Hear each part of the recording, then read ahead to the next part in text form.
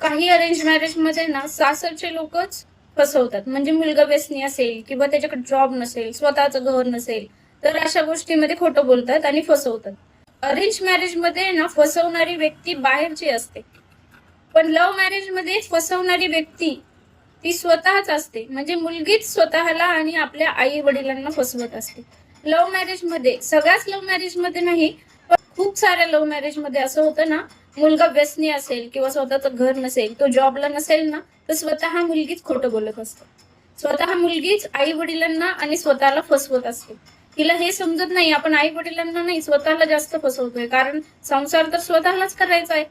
त्यामुळे ती स्वतःलाच फसवत असते.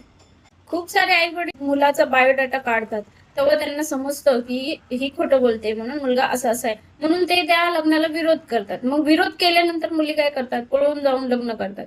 पळून जाऊन लग्न पण करतात आणि आई वडिलांचेच कंप्लेंट करतात. आणि आई वडील माझ्या नवऱ्याला मारतील अशी कंप्लेंट करतात. आणि मग त्यानंतर ते आई वडील काही करू शकत नाही. मग ते त्यांच्या संसाराला लागतात आणि काही दिवसानंतर, काही महिन्यानंतर समजतं की आपण दुसऱ्यांना नाही, स्वतःलाच फसवलंय.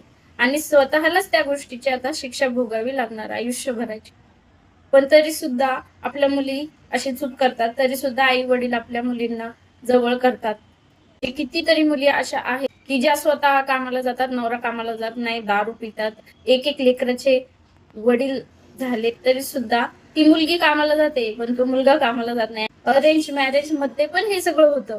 ते अरेंज मॅरेज मधले पण असे खूप सारे लोक आहेत, ज्यांच्या सासू सासऱ्यांनी फसवले, खोटं बोलून लग्न केलेलं असतं आणि त्याच मुलीला कामाला जाऊन स्वतःच्या मुलाला सांभाळायला तिला सोडून देतात.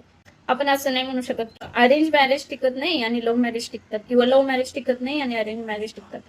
लव्ह मॅरेज मध्ये पण चांगली मुलं असतात आणि चांगल्या मुली असतात, त्या छान संसार करतात. आणि अरेंज मॅरेज मध्ये पण चांगली मुलं आणि चांगल्या मुली असतात, ते छान संसार करतात. फक्त फरक हा आहे की अरेंज मॅरेज मध्ये बाहेरचे लोक फसवतात आणि लव्ह मॅरेज मध्ये स्वतःच आपण स्वतःला फसवतो आणि स्वतःला आयुष्यभराच्या दुःखामध्ये ढकलतो. त्यामुळे कुठल्याही पद्धतीने लग्न करू, ते डोळे उघडे ठेवून लग्न केलं पाहिजे.